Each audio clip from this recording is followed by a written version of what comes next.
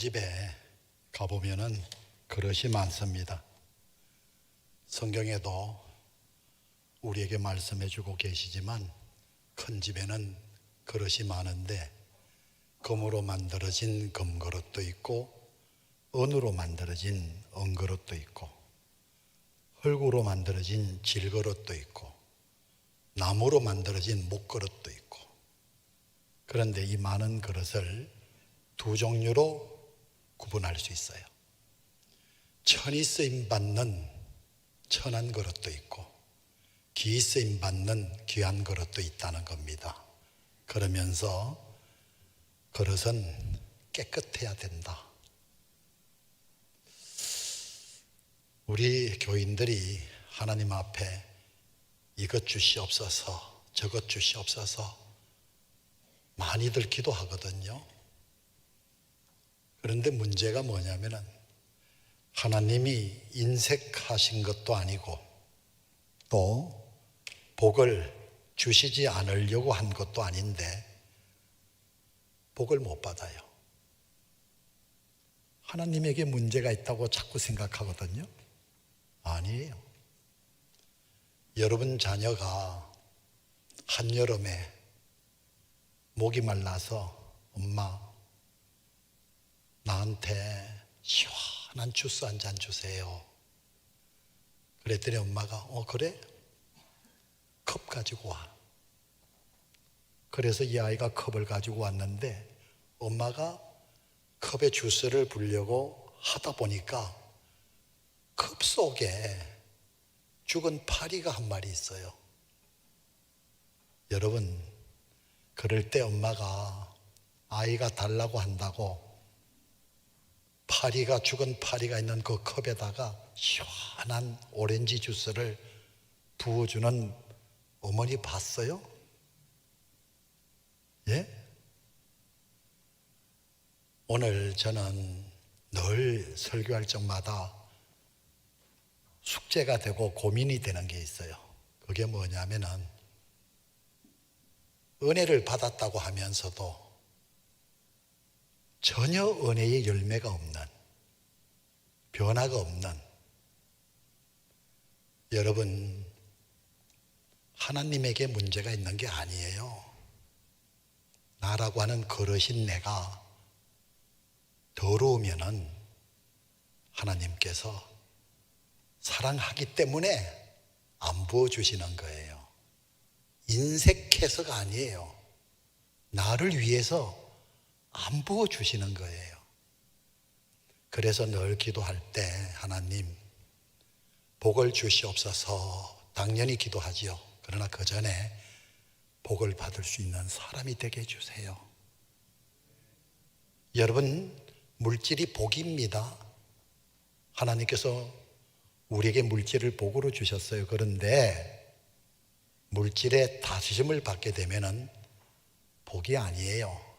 그건 저주예요. 물질을 다스릴 때 그게 복이 되는 겁니다. 여러분, 저 배는 물이 있어야지 배가 뜨잖아요. 물이 있어야지 배가 사람도 실어 나르고 물건도 실어 나르잖아요. 그러니까 배에게 있어서 물이라고 하는 것은 있어도 되고 없어도 되는 게 아니에요. 반드시 필요한 거예요. 문제는 배가 물 위에 떠 있을 때 배에게 있어서 물이라고 하는 것은 너무나 소중한 것이지만 그 물이 배 속에 들어오면은 그 물로 인해서 배는 가라앉는 거예요. 물질을 다스릴 때 물질이 우리에게 복이 되는 것이지 물질의 다스림을 받으면은 그 물질은 우리에게 화근이 되는 거예요. 그래서 오늘 저는 아마 여기 계신 분들은 대구 경북 지역 남전도의 거의 회원들이시죠? 여기도 그렇죠? 근데 여기는 반반 섞인 것 같아요. 여기는 이제 상모교회 교인들 같아요, 보니까. 오늘 저는 이 내용을 이렇게 순서지를 보면서 깜짝 놀랐어요. 야, 이 예배가 대단히 중요한 예배구나. 모든 예배가 다 중요하지만 이 예배가 정말 대단히 중요한 예배구나. 저는 예배에 임하는 교인들에게 자주 드리는 말씀이 있습니다. 예배는 저 야구 구경, 운동장에서 축구 구경하는 보는 것이 아니라 예배는 드리는 것이다. 사도행전 10장에 보면은 로마 군대 장교, 한 중대장급 되죠? 고넬료의 집에 베드로가 왔어요. 자, 보세요.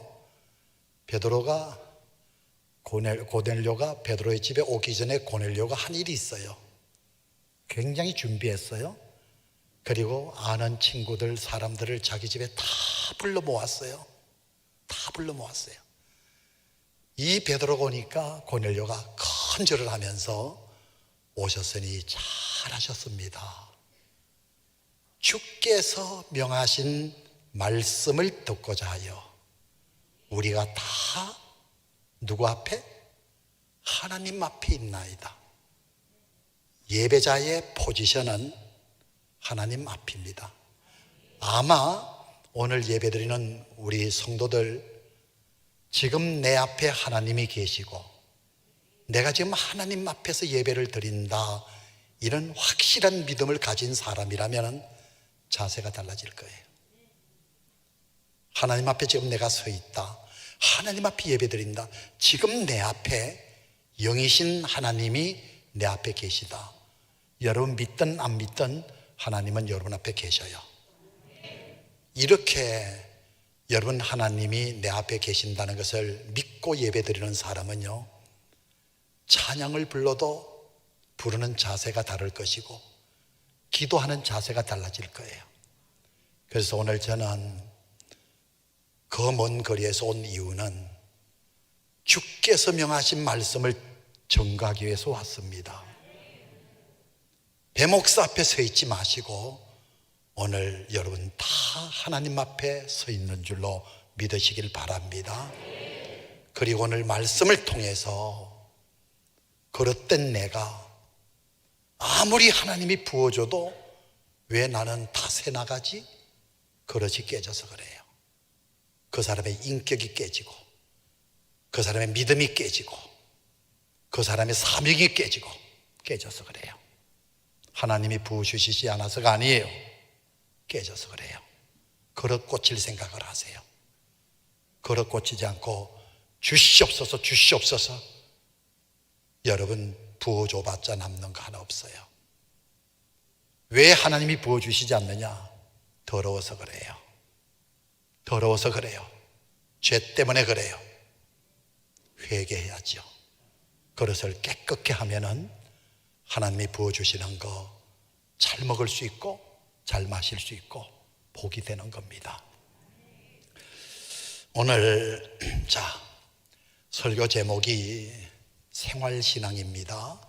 우리가 많이 이야기하고 듣는 것은 신앙생활이에요. 그래서 묻지요. 신앙생활 하십니까? 또 신앙생활은 이렇게 저렇게 해야 된다. 그러면은 신앙생활과 생활신앙이 어떻게 다른가? 비슷한 정도 아닙니다. 완전히 달라요. 오늘 말씀 듣고 내가 지금까지 신앙생활에 왔다 깨닫는다면은 오늘 그 신앙생활에서 생활신앙으로 꼭 여러분 변화되기를 바랍니다. 여러분 신앙생활은 뭐냐? 예수를 믿으나 안 믿으나 사람이라면은 기본적으로 하는 생활이 있죠. 결혼해서 가정을 꾸리면은 가정생활하죠. 믿으나 안 믿으나 하는 생활이에요. 또 회사에 나가면은 직장생활 혹은 사업생활하죠. 우리 믿는 사람은 하는 거 아니에요. 다 하는 거예요. 또 아이가 자라서 학교생활, 또 혹은 군에 가면은 군대생활, 이렇게 믿으나 안 믿으나 우리는 다 기본적으로 하는 생활이 있어요. 신앙생활이 뭐냐? 가정생활, 내 생활 중에서 가정생활이 전부가 아니에요. 부분적인 거예요. 또 직장생활, 이게 전부가 아니에요. 부분적이에요. 그 중에 하나가 교회 생활, 신앙 생활이에요. 여러분, 가정생활과 직장생활은 다르잖아요. 이거와 마찬가지로 가정생활과 교회 생활이 달라요. 그래서 신앙생활하는 사람들은 교회에서의 생활과 집에 돌아가서 가정생활이 전혀 달라요. 좀 미안한 이야기지만 전 이런 이야기 오래전에 들은 적이 있어요. 나이 제법 잡수신 권사님이 대성통곡하면서 이제는 장로님과 헤어져야 되겠다는 거예요. 즉 이혼해야 되겠다, 황혼 이혼해야 되겠다는 거예요. 대성통곡을 하면서 이런저런 이유를 말씀하시는데, 그런 여러 가지 말씀을 하시면서 정말 충격적인 말씀 한 말씀 하시더라고요. 나는 우리 장로님과 집에서 살고 싶지 않아요. 왜? 가정생활은 지옥이래요. 그럼 어디서 살고 싶었냐? 교회에서 살고 싶어요. 교회에서의 우리 장로님의 모습은 그렇게 신사적일 수가 없고 덕망이 있을 수가 없고, 교회에서의 우리 장로님은 그렇게 온유할 수가 없고, 특별히 대표 기도할 때 보면은 온유하다 못해 거룩하기까지 하더라는 거예요. 교회에서의 모습은 천국이라는 거예요. 그런데 집에만 가면은 사람이 달라지는데 뭐 폭언을 하고 뭐 폭력을 하고, 이걸 신앙생활이라 그래요. 성경에 너희는 세상의 소금이라 그랬잖아요. 소금은 신앙생활하는 사람이 아니에요. 생활신앙이라는 말은 교회에서의 모습을 예배 드릴 때 그 모습을 그대로 가정에 가지고 가요. 그러니까 교회에서는 일부 예배가 되고 교회 나가서 가정에서는 2부 예배가 되는 거예요. 여러분, 하나님이 교회만 계신 하나님이 아니잖아요. 가정에도 계시고 일하는 일터에도 계시잖아요. 그러니까 생활신앙이라고 하는 것은 가정생활 그 자체가 신앙이에요. 회사에 나가서 일하는 그 생활 자체가 신앙이에요. 그래서 소금이라고 하는 것은, 여러분 아마 성모교회도 식당에 가면 소금이 있을 거예요. 교회에 있는 소금이 집에 가지고 가면은 맛이 달라집니까? 교회에 있는 소금을 직장으로 가져가면은 맛이 없어집니까? 아니잖아요. 교회에서의 소금 집에 가져가도 똑같은 맛을 내요. 회사에 가져가도 똑같은 맛을 내요. 그래서 너희는 세상의 소금이라는 이 말은 생활신앙을 가리키는 거예요. 그래서 우리 예배라고 하는 것은 교회 속에서만 예배가 아니에요.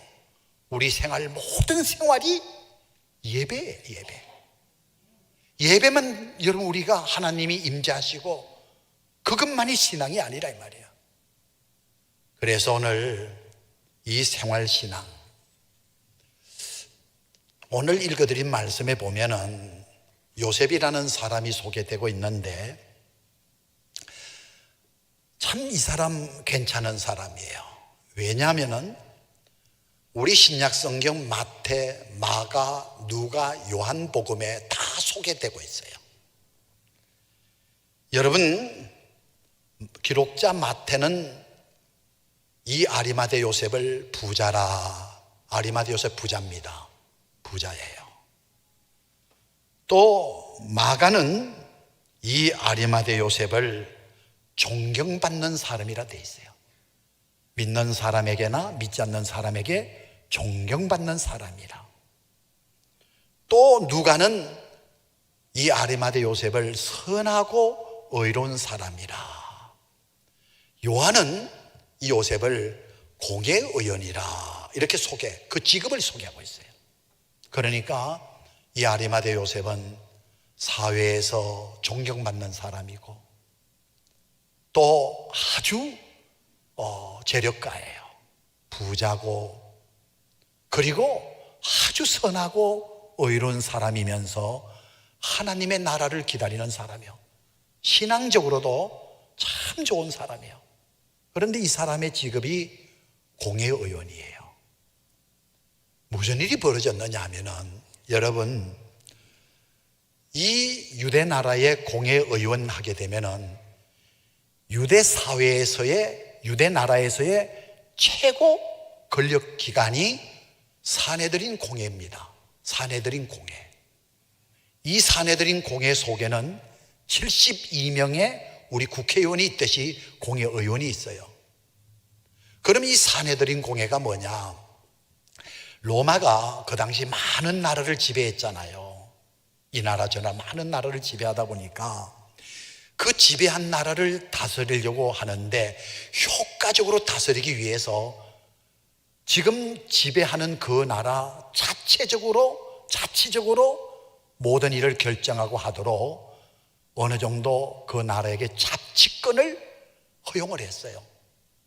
그래서 유대 나라도 로마의 지배를 받고 있었기 때문에 이 유대 나라 사람들에게 그 유대 나라 사람이 스스로 일들을 처리할 수 있도록 어느 정도 자치권을 허락을 했는데, 주로 외교 문제, 군사 문제, 이런 문제는 로마 나라가 직접 관장을 하고, 어떤 사소한 재산권 문제라든지 또 백성들 간의 문제, 이런 재판권 있잖아요. 이것은 유대 나라 사람들이 스스로 해결할 수 있도록 허락한 유대 나라의 최고 권력 기관이 사내들인 공회예요. 야, 72명인데 대제사장이 의장이에요. 그러니까 유대 사람에게 있어서는 최고의 출세, 그게 바로 공회의원이에요. 그 72명 중에 한 사람이 이 아리마대 요셉이에요. 그러니까 보세요, 부자지요, 존경받는 사람이죠, 하나님의 나라를 기다리는 선하고 의로운 사람이죠, 그리고 공회의원이죠. 최고의 출세한 사람, 최고의 권력을 진 사람이에요. 자, 근데 어느 날 밤에 대제사장의 의원 소집령이 내린 거예요. 의원들은 다 회의에 출두하라는 거예요. 그래서 복장을 갖춰 입고 사내들인 공회 의원인 아리마대 요셉이 그 공회 회의에 출석을 했어요. 가봤더니 의제가 뭐냐면은 한 사람을 잡아다 놓고 이 사람을 죽일 것인가 죽이지 않을 것인가, 이것을 결정하자는 거예요. 이미 대제사장과 다 결정해 놓은 겁니다. 이 사람을 죽일 것인지 죽이지 않을 것인지 여기서 결의를 하자는 거예요. 그래서 이 사람 죽입시다, 죽일까요? 물어봤더니 전부가 손을 들고 일어나서는 죽이는 일에, 죽이는데 찬성이요, 그래요. 오늘 성경 짤막하게 나왔어요. 저희의 결의와 행사에 아리마대 요셉은 찬성하지 아니하고, 이렇게 나와요. 72명, 1명 다 예수님 죽이는 일에 찬성하는데 이 아리마대 요셉은 반대했다는 거예요. 여러분, 이게 오늘날 상황이라면은 아마 여기는 남전도 회원들도 예수님 죽일까요 말까요 했으면 쌍수 들고 반대했을 거예요. 우리 상모교회 모든 교인들 눈물 흘리면서 목숨 바쳐 반대했을 거예요. 그러나 2000년 전 상황하고는 달라요. 그 당시는요, 이 공회에서 결의를 한 것을 지키지 않으면은 여러분 출교 처분당해요. 왜? 공회의원이 유대교 바리새파 절반, 사두개판 절반으로 구성이 되어 있거든요. 그러니 여러분 출교 처분당하고 안식일 날 성전도 못 가고 공회의원직 박탈당하고 다른 사람과의 교제, 거래 전부 단절되고 그러니까 모든 특권 다 상실돼요. 그 반대하면은. 이것을 알고도 이 아리마대 요셉은 반대했다는 거예요. 그러니까 아리마대 요셉 생활신앙, 거기에서 나타난 거예요. 저는 총회할 때마다 우리 장로님들 좀 아쉬운 게 있어요. 어떤 결의를 할 때에 아리마대 요셉과 같이 정말 하나님 편에 서서 정의의 편에 서서 자기 소리를 낼 줄 아는 그런 총대들이 많았으면 좋겠다. 그저 여기에서 올수하면은 그냥 아무 생각 없이 따라서 올수, 군중심리에 끌려가지고, 그러다 보니까 어떤 결의를 하고 잘못되었을 때 뒷수습이 안 되는 거예요. 책임지는 사람이 없는 거예요. 여러분, 이 아리마대 요셉 참 정직한 사람입니다. 여러분, 다 죽이자고 여러분 찬성을 하는데 이 아리마대 요셉은 반대했다고 하는 거. 그의 신앙이 선명하게 표시가 나요. 우리는 믿음이 있잖아요. 이 믿음은요, 보입니다. 믿음 보입니다. 여러분, 그래서 예수님께서 항상 하신 말씀이 뭘 봤어요? 저희의 믿음을 보시고. 보입니다. 보여요. 여러분, 우리 믿는 사람에게 있어서 정직이라는 말이 있잖아요. 열왕기서에 보게 되면은 히스기야 왕 25왕이 된 히스기야 왕이 있죠. 이 히스기야에 대해서 기록되기를 그 조상 다윗과 같이 여호와 보시기에 정직히 행하여. 우린 정직하다 그러면은 뭐 거짓말 안 하고 남 속이지 않고 그럼 정직하다 그러잖아요. 성경에서 거기 정직이라면은 여러분, 그것은 교회에서만 가르치는 거 아니에요. 불교에서도 얼마든지 정직 가르칩니다. 정직이 아주 극히 일부지, 성경에서 말하는 정직은요, 하나님 편에 섰다는 뜻이에요. 하나님과 한 편이 됐다는 뜻이에요. 예? 하나님과 한 편이 됐다. 그러다 보니까 하나님이 좋아하시면은 어떤 교회도 나도 좋아. 세상 사람들이 다 좋지 않다고 해도 하나님이 좋아하시면은 나도 좋아. 어떤 핍박을 받아도 하나님이 싫어하면 나도 싫어. 철저하게 하나님 편에 서서 판단하고 사는 사람, 이걸 정직이라 그래. 그래서 열왕기서에 보게 되면은 그 조상 다윗과 같이 여호와 보시기에 정직했다 돼 있죠. 그 정직이 나열이 돼요. 거기에 히스기야의 정직이 뭐냐? 여러 산당을 제거하고 아세라 목상을 찍고 주상을 깨뜨리고, 그때까지 모세가 만들었던 놋뱀을 분양을 했는데 히스기야 왕이 그 놋뱀을 부수고 그것을 여호수아니라 일컬었더라. 여러 산당을 여러분 제거했어요. 아세라 목상 있잖아요. 목상을 찍었어요. 주상 있잖아요. 주상을 깨뜨려 버렸어요. 심지어 모세가 만들어둔 놋뱀을요, 그때 놋뱀 사건 알잖아요. 하나님 말씀에 불순종하는 그 이스라엘 백성을 한 번 맞아라 해갖고 불뱀을 보내가지고 불뱀에게 물려서 이스라엘 백성들이 막 고통당할 때 요 모세가 하나님 이 백성 용서해달라 살려달라 그랬더니 우리 하나님이 그래?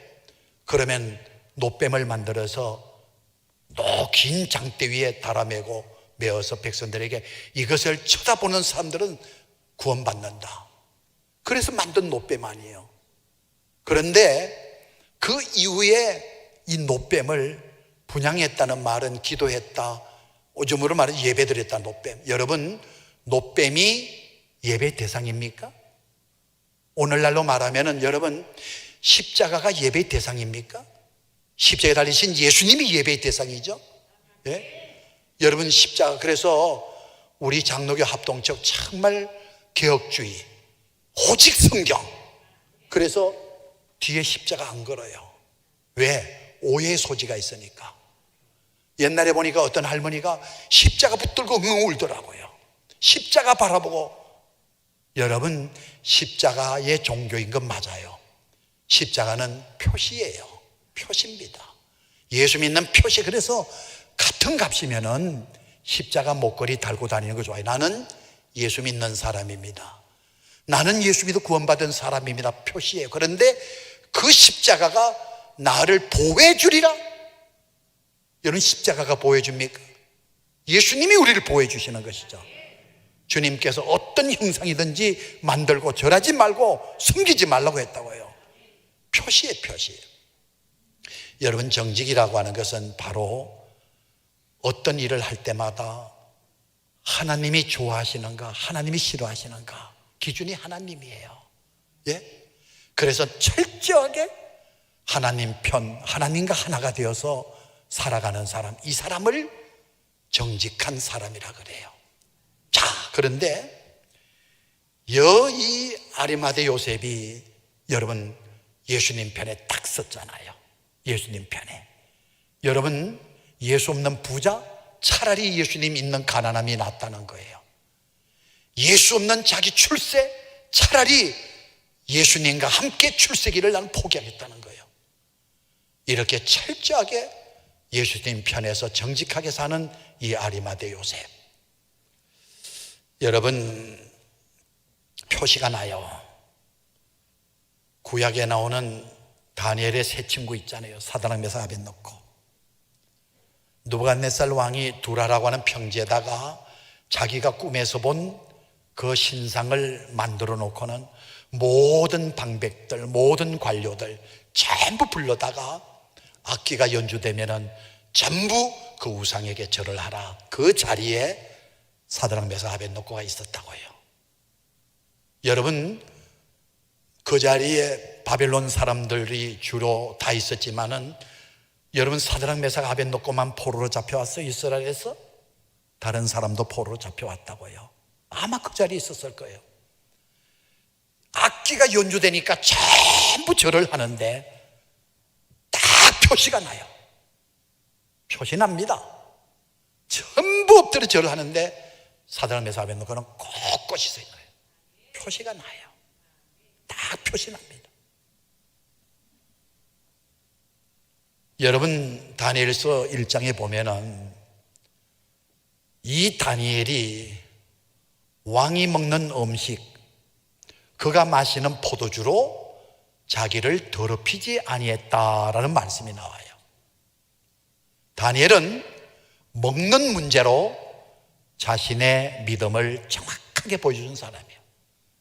이야기 하나 할게요. 제가 사랑스러운 교회 올해 이제 개척한 지가 36년으로 접어들어갑니다. 36년. 개척하고 한 10년쯤 지났을 때에 저희 시흥시 기독교 연합회 제가 회장이었어요. 한 번은 시장님이 시정 설명을 위해서 각 기관의 대표들을 불렀습니다. 어디에 모였느냐? 시흥에서 제일 좋은 갈비집. 그 갈비집에 시흥 모든 기관의 대표들을 불렀어요. 그때 제가 종교계 대표, 불교, 천주교, 기독교 대표로 회장이기 때문에 참석을 했어요. 가보니까 심지어 새마을 부녀회장, 또 마을공고 이사장, 또 교육계는 무슨 교육감, 금융계 은행 대표 누구, 전부 각 기관의 대표들이 그 자리에 이렇게 앉는 자리, 그 당시 책상이 있는 그런 자리가 아니라 테이블만 있는 자리에다가 명패를 다 붙였어요. 그래서 금융계 대표, 교육계 대표, 어디 대표 다 했는데 보니까 종교계 대표 해가지고 신부님하고 스님하고 저하고 앉는 자리를 마련해 놨더라. 그래서 저는 기독교 대표니까 제가 찾아서 그 자리에 앉았는데 나중에 신부님도 오시고 손님도 오셨어요. 그래서 셋이서 앉았어요. 시장님이 시에 대해서 보고도 하고 앞으로 시정에 대해서도 쭉 설명하는데, 그 집이 갈비집입니다. 갈비집. 이제 점심 식사를 하는데 그 서빙하는 사람들이 소갈비를, 그때 소갈비 귀할 때요. 지금도 귀하지만 소갈비를 이렇게 석쇠에 놓고 굽는데, 스님하고 신부님하고 저하고 앉았는데, 제가 나이가 굉장히 젊었을 때 30대였거든요. 야, 저 스님이 이 갈비를 잡수실까, 이런 생각이 머리에 팩 돌아가요. 궁금했어요. 제가 무슨 평생 제가 절에 가볼 일 없고 스님 만날 일 없잖아요, 한 번도.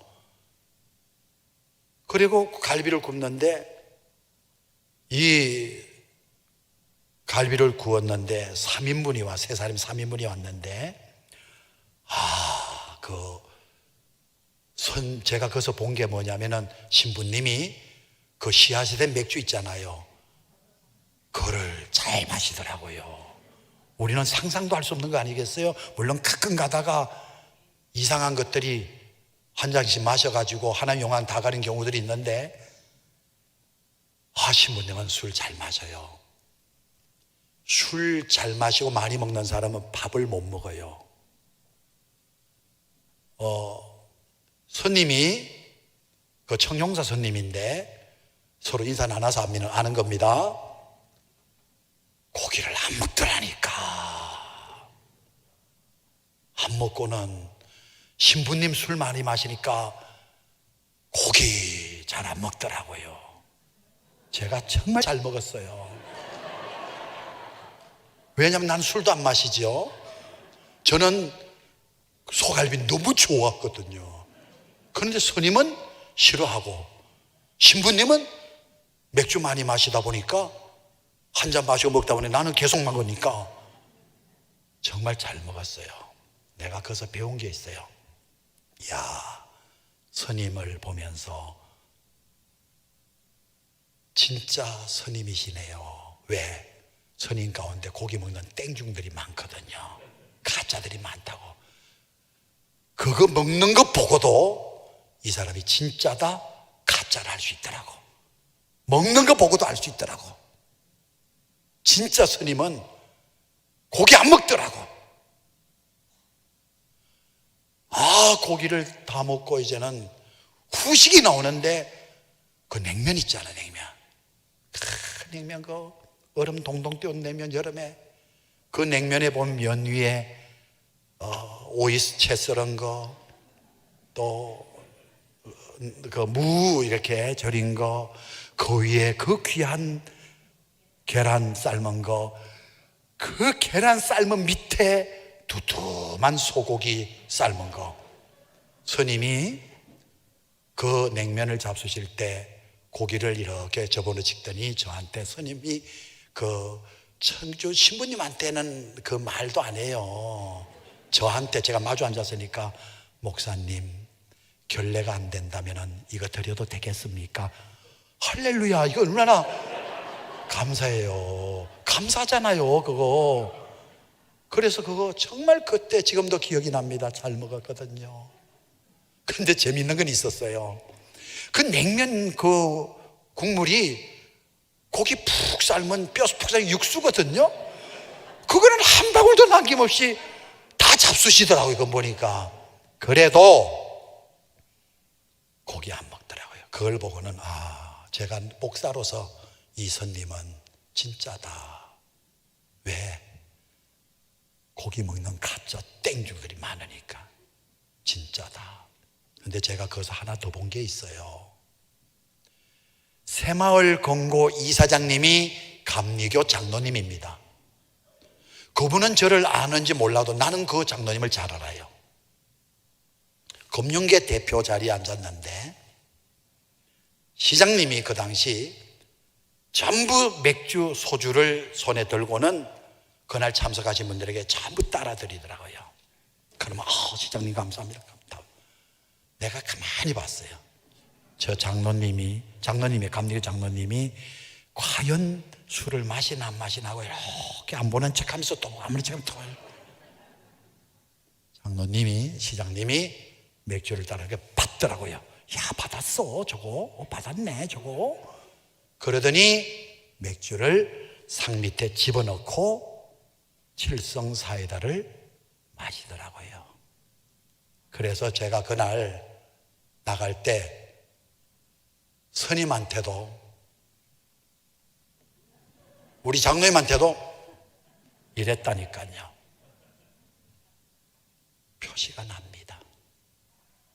믿는 사람 표시가 납니다. 나더러 주여 주여 하는 자마다 천국에 들어간 게 아니요, 하느님 아버지의 뜻대로 행하는 자라야. 그래서 믿음은 우리 생활을 통해서 보여주는 거예요. 생활. 부분적인 신앙생활 하지 말고 생활의 전체가 되는 생활신앙 하시기를 주의 이름으로 축원합니다. 맛을 잃은 소금이 되지 말고, 교회에서는 맛을 내는데 집에 가서는 맛을 잃은 소금이 되지 말고. 그러니까 자녀들이 우리 아버지 신앙 가짜는 거 제일 잘 알아요. 우리 엄마 신앙 가짜는 제일 잘 알아요.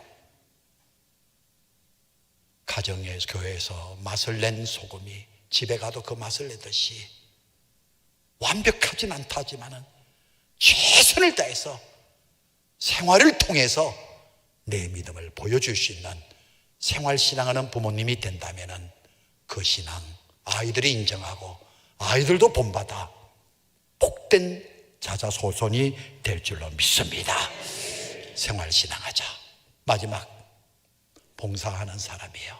봉사. 에베소서에 보면은 그 은혜로 인하여 믿음으로 말미암아 구원을 얻었나니 이것이 너희에게서 난 것이 아니요 하나님의 선물이라. 행위에서 난 것이 아니 이는 누구든지 자랑치 못하게 하심이라. 쭉 가면서 우리는 그의 지으신 바라. 왜 지으셨느냐? 선한 일을 위하여. 구원은 하나님의 은혜로 받습니다. 봉사해서 받는 게 아니에요. 그러나 구원받은 사람에게 반드시 주어지는 것이 헌신이에요. 봉사입니다.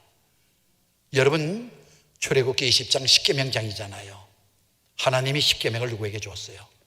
당신이 선택하신 선민 이스라엘 백성들에게 10계명을 주신 거예요.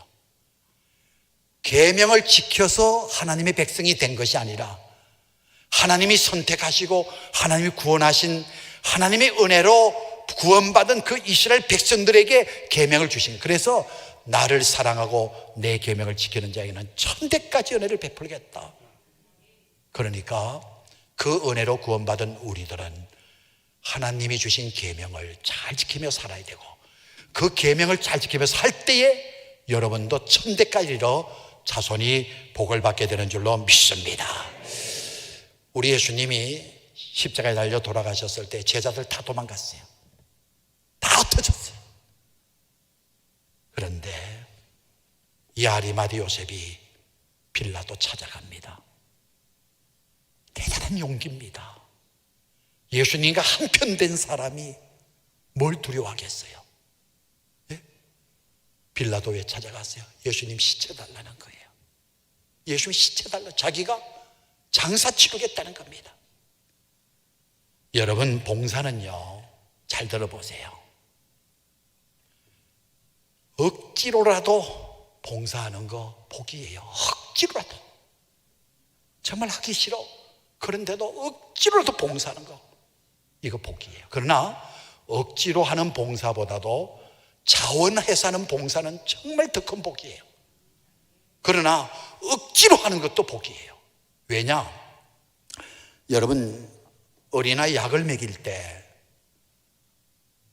우리 아이 약을 먹이는데 어떻게 입을 다물고 안 먹겠다고 버티는지, 입을 벌리려고 하는데도 안 돼. 그랬더니 할머니가 옆에 계시더니 야야야, 뭐 그렇게 힘쓰냐, 애 입 다치겠다. 그러더니 할머니가 내가 먹이마. 그러더니 애 코를 꽉 잡으니까 입이 저절로 버릇이돼. 그걸 몰랐어. 아니 그냥 입 다물이는데 막 입 다물이는데 그걸 벌리려고 하니까 안 되더라고. 애 다쳐요. 막 입술 터지고. 근데 할머니는 간단해. 코를 이렇게 맞으니까 그래서 약을 집어넣었다니까. 약이 쑥 들어갔다니까. 억지로 먹였다니까. 그런데 우리 하나 있는 조카가 있었는데 이 조카는 참 이상한 놈이야. 이때부터 이놈은요 아프지도 않는데 엄마 약 없어?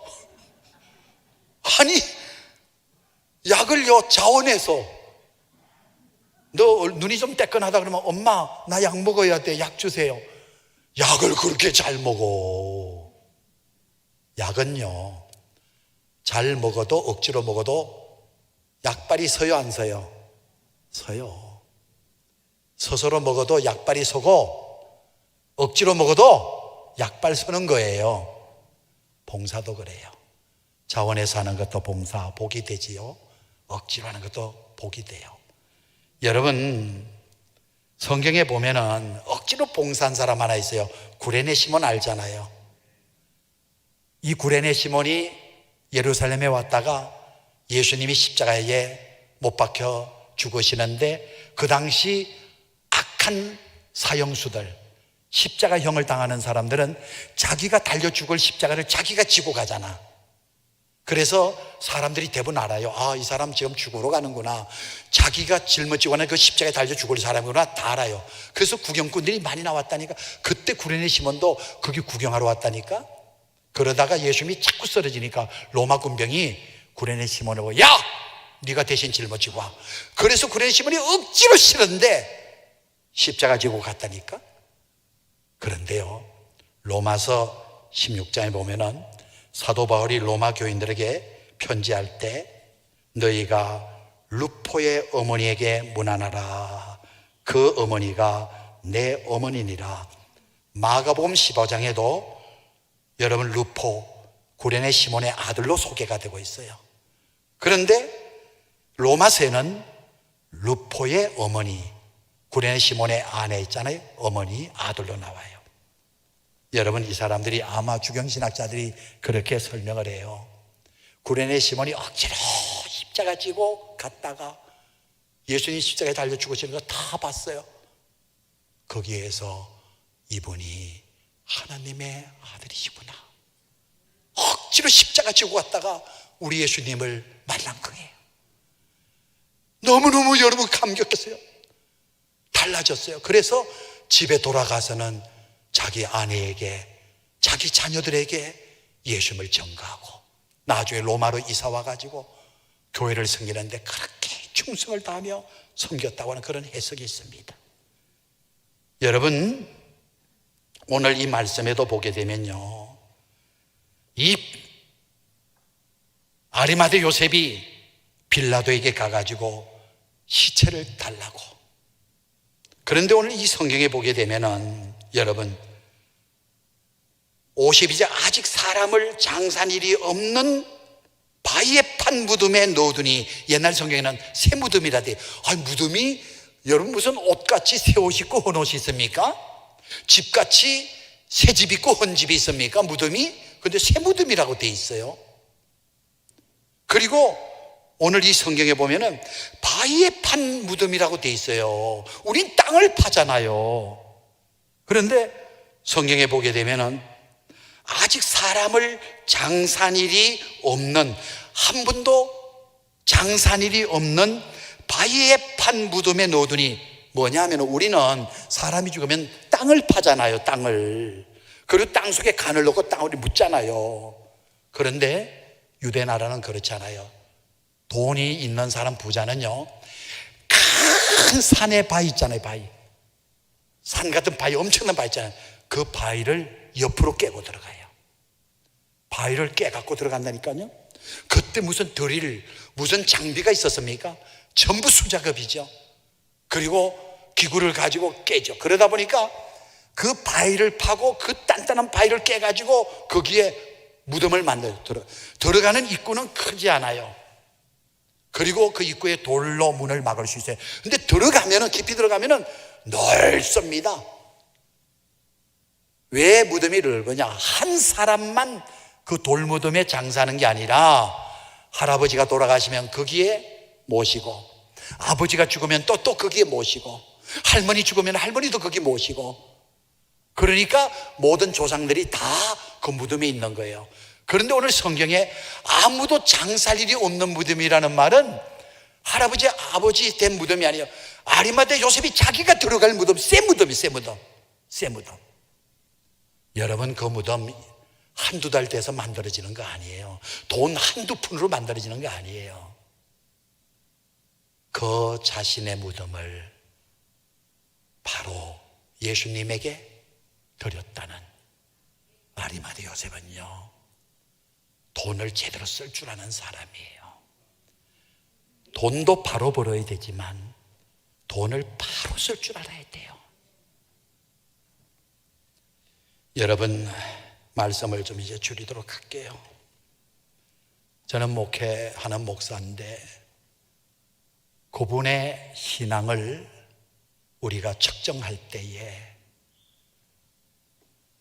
똑같은 예수님의 은혜로 하나님의 사랑으로 구원받았음에도 불구하고, 똑같은 은혜를 입은 사람에도 불구하고 감사하는 것은 다 달라요. 자식도 그래요. 똑같이 어머님께서 희생해가지고 길렀는데도 어머니에게 효도하는 것은 다 달라요. 그래서 효자도 있고 불효자도 있는 거예요. 그러니까 우리가 하나님이 내게 주신 은혜의 차이는 없어요. 똑같아요. 그런데 그 은혜를 받은, 특별히 여러분 성경에 나오잖아요. 10명의 문둥병자가 다 고침받았잖아요. 똑같이 문둥병은 저주의 병이고 고칠 수 없는 불치병이잖아요. 죽는 병 아니에요. 집에서 마을에서 쫓겨나는 병 아니에요. 부정한 병 아니에요. 10명이 똑같이 고침받았다니까요. 그런데도 예수님에게 쫓아와서 되돌아와서 엎드려 큰절하면서 살해했다는 말은요, 구체적으로 뭔가를 주님 앞에 드렸다는 거예요. 여러분, 만약에 이 문둥병 고침받은 사람들이 예수님에게 돌아와서 살해하지 않고 자기 집에 자기 가족에게 돌아가면서 집에 돌아가서 여보 어떻게 살아왔냐고 부인이 물으니까 이 문둥병자가 아이고 예수님 만나서 예수님이 날 고쳐주셔서 얼마나 감사한지 몰라. 그것이 주님에게 인정되는 감사라면은 왜 하나님 우리 예수님에게 살해하며 감사한 사람 이 한 사람 외에 9명을 어디 있냐고 물었겠어요. 여러분, 입으로 감사하는 건요, 물론 감사도 맞지만요, 살해하며 감사하는 거하고는요 비교가 안 돼요. 예? 하나님께 영광을 돌리는 감사는요 살해하는 감사예요.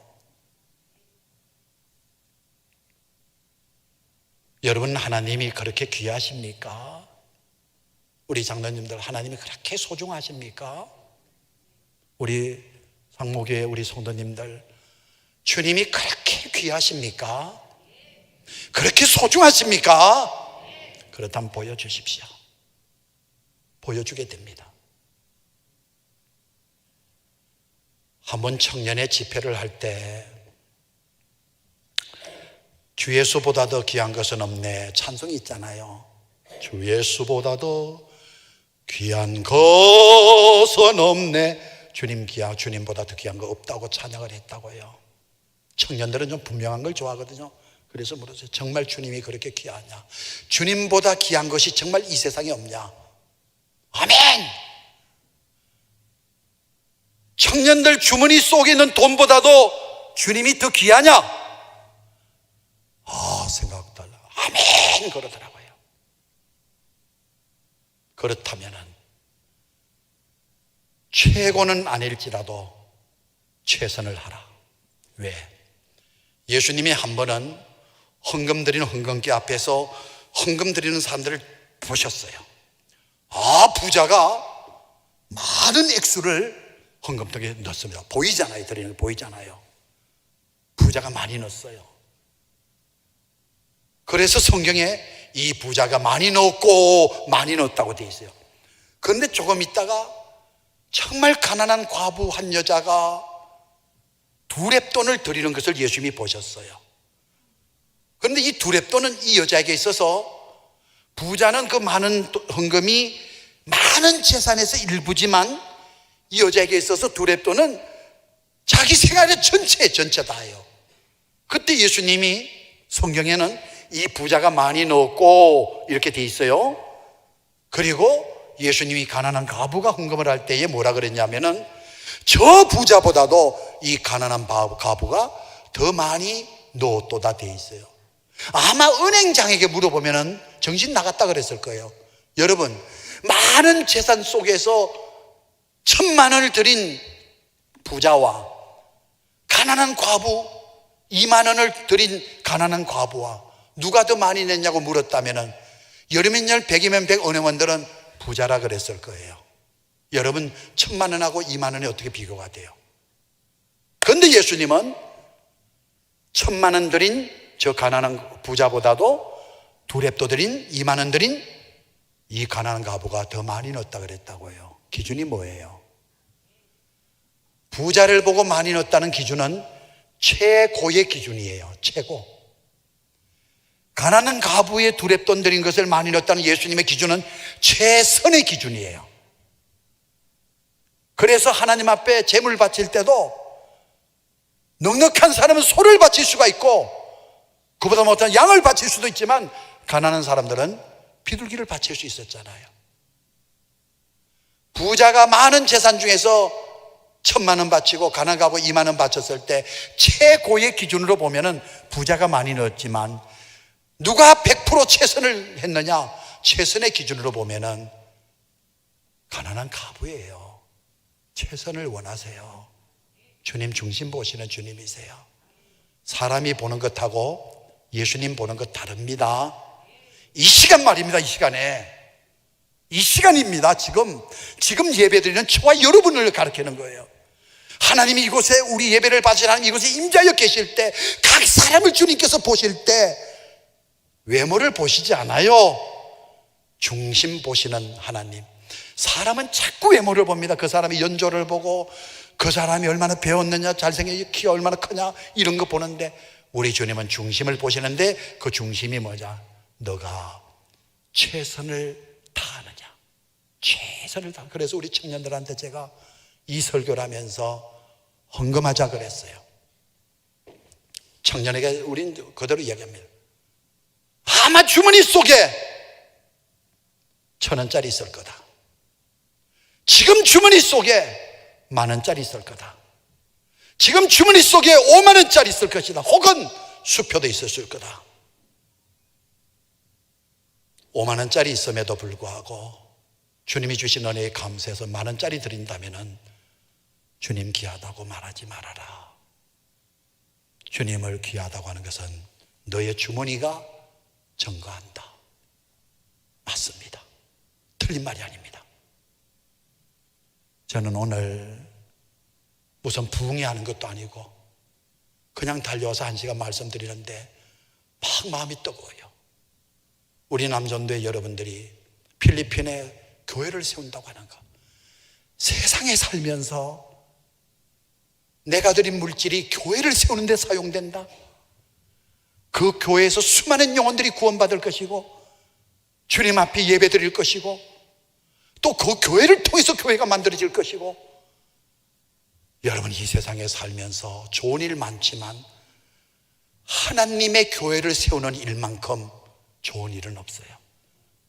가장 복된 일이, 그런데 이게 있더라고요. 하나님은 우리가 얼마나 당신을 귀히 여기시는지를 중심을 보시는 주님. 여러분 사무엘상에 보게 되면은 이런 말씀이 있잖아요. 타락한 엘리 아들들 우리 하나님께서 다 죽이죠.